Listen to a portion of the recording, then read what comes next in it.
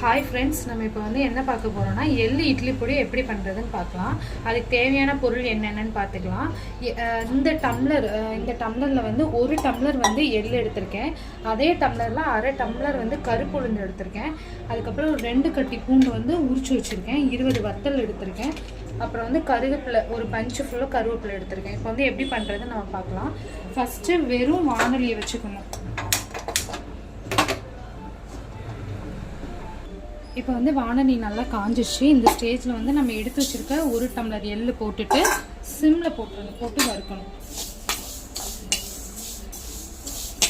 எள்ளை நல்லா வறுத்துட்டே இருங்க. எள்ளு வெடிக்கும் போது நம்ம தட்டிடணும் ஒரு பாத்திரத்தில். இப்போ எள்ளு நல்லா வறுப்பட்டு ஸ்மெல் வர ஆரம்பிச்சிருச்சு, வெடிக்கவும் ஆரம்பிச்சிருச்சு. இதை நம்ம தட்டிக்கலாம்.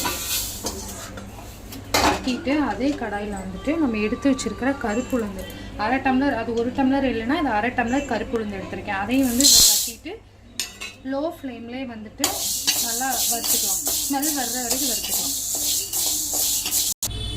இப்போ கருப்பு உளுந்து நல்லா வறுபட்டு வாசம் வந்துருச்சு. இதை நம்ம தனியாக ஒரு இதில் கொட்டிக்கலாம். கொட்டிட்டு அதே கடாயில் கொஞ்சோண்டு 1 ஸ்பூன் ஆயில் விட்டுக்கோங்க. விட்டுட்டு அது சூடானதுக்கப்புறம் நம்ம எடுத்து வச்சுருக்க பூண்டை போட்டு வறுத்துக்கலாம். இப்போ பூண்டு நல்லா வறுபட்டுருச்சு. இதையும் நம்ம தட்டி ஆற வச்சுக்கலாம். அதே எண்ணெயே போதும். வத்தல் நம்ம எடுத்து வச்சுருக்கிறது 20 வத்தல் போட்டுக்கலாம். நாங்கள் எங்கள் வீட்டில் காரத்துக்கு தகுந்த மாதிரி போட்டிருக்கோம். நீங்கள் உங்கள் காரத்துக்கு தகுந்த மாதிரி வத்தல் போட்டுக்கோங்க. இதுவும் நல்லா வறுபட்டு வரட்டும்.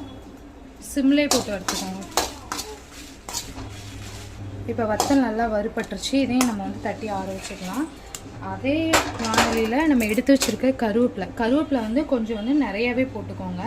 ஏன்னா வீட்டில் எல்லோரும் கருவேப்பிலை தூக்கி போடுவாங்க. இந்த இட்லி பொடியில் போட்டிங்கன்னா ஈஸியாக அவங்க சாப்பிட்டுக்குவாங்க.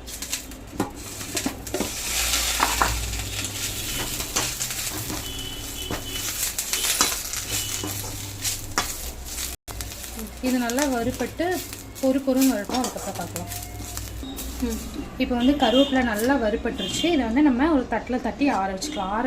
எல்லாத்தையுமே ஆற வச்சுட்டு அதுக்கப்புறம் அரைக்கும் போது நம்ம பார்க்கலாம். இப்போ நம்ம வறுத்து வச்சுருக்க எல்லாமே ஆறிடுச்சு. நம்ம ஃபஸ்ட்டு ஒவ்வொன்றா போட்டு அரைச்சிக்கலாம்.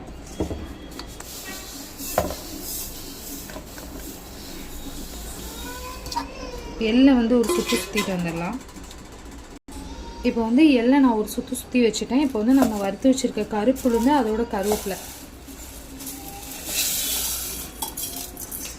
எடுத்துக்கலாம். அப்புறம் காஞ்ச மிளகாய் நம்ம வறுத்து வச்சுருந்தோம்ல, அதையும் இதோட ஒன்றா சேர்த்துட்டு நம்ம வறுத்து வச்சுருக்கிற வெள்ளைப்பூடு, அப்புறம் இதோட நீங்கள் கொஞ்சம் கருப்பட்டி சேர்த்துக்கோங்க. அப்போ எள்ளு பொடி இன்னும் டேஸ்ட்டாக இருக்கும். இதை சேர்த்திங்கன்னா சும்மா லைட்டாக சேர்த்துக்கோங்க, ரொம்ப வேண்டாம்.